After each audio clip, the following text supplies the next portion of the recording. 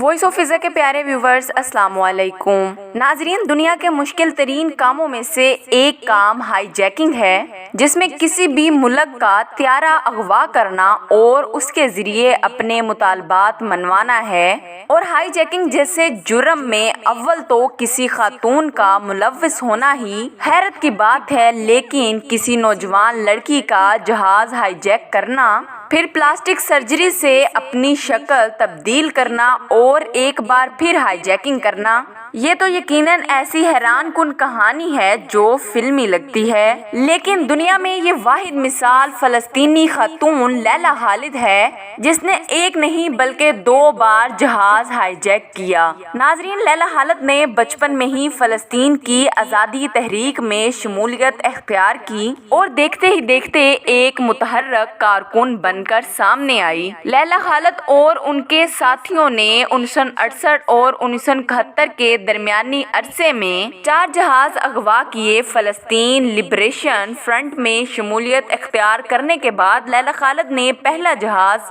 29 اگست 1969 کو اغوا کیا۔ یہ بوئنگ 707 جہاز تھا۔ یہ جہاز اٹلی سے اسرائیل کے دارالحکومت تل ابیب جا رہا تھا۔ اطلاع یہ تھی کہ اسرائیل کے وزیر اعظم اسحاق رابین بھی اس فلائٹ کے مسافروں میں شامل ہیں۔ جہاز ایشیا کی فضائی حدود میں داخل ہوتے ہی ایک نقاب پوش خاتون نے جہاز کا کنٹرول اپنے ہاتھوں میں لے لیا۔ اس نے پائلٹ کو حکم دیا کہ فلسطینی شہر حیفا کے اوپر سے پرواز کرتے ہوئے جہاز کا رخ دمشق جانے سے پہلے میں اپنی جائے پیدائش وطن مألوف حیفا کو دیکھنا چاہتی ہوں۔ خاتون اور اس کے ساتھی بمبوں سے مسلح تھے۔ پائلٹ نے حکم کی تعمیل کی، جہاز دمشق میں اتار لیا گیا۔ مسافروں کو یرغمال بنا کر فلسطین کی آزادی کا مطالبہ کیا گیا۔ پوری دنیا کی توجہ فلسطینیوں پر کیے گئے مظالم کی طرف مبذول ہوئی۔ مذاکرات کے بعد اسرائیلی جیلوں میں فلسطینی قیدیوں کی رہائی اور ہائی جیکروں کی بحفاظت واپسی کی شرائط پر تمام یرغمالوں کو رہا کر دیا گیا۔ دنیا بھر کے ٹیلی ویژن چینلوں اور اخبارات نے لیلا خالد کے انٹرویو نشر اور شائع کیے۔ وہ عالم اسلام کی آنکھ کا تارا بن گئی۔ ان کی تصویروں کو اتنی شہرت ملی جو اس سے پہلے کسی مسلمان خاتون کو نہیں ملی تھی۔ مقبولیت کا یہ حال تھا کہ یورپ میں رہنے والی لڑکیوں نے اس کے سٹائل کو بالوں سے لے کر اسکارف اور لیلا جو انگوٹھی پہنتی تھی اپنایا۔ اس کے ہاتھ میں ایک انگوٹھی ہوا کرتی تھی جس میں کوئی پتھر نہیں بلکہ گولی جڑی ہوئی تھی۔ پہلی ہائی جیکنگ کے بعد اس نے اوپر تلے 6 بار پلاسٹک سرجری کروائی اور اپنی صورت مکمل طور پر تبدیل کر لی۔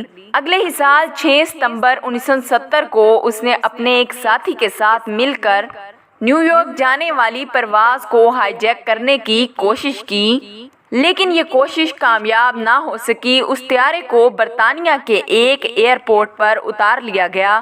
لیلا کے ساتھی کو گولی مار کر ہلاک کر دیا گیا، جبکہ لیلا کو گرفتار کر لیا گیا۔ لیکن ناظرین، 1 مہینہ بھی نہیں گزرا تھا کہ فلسطینی جانبازوں نے ایک اور طیارہ اغوا کیا، مسافروں کو یرغمال بنایا، مذاکرات کی میز پر لیلا خالد کی رہائی کا مطالبہ کیا اور یوں لیلا خالد کو قید سے رہائی ملی۔ امید ہے کہ ناظرین آپ کو یہ لیلا خالد کی کہانی اچھی لگی ہوگی۔ اس ویڈیو کو لائک اور شیئر ضرور کیجیے گا۔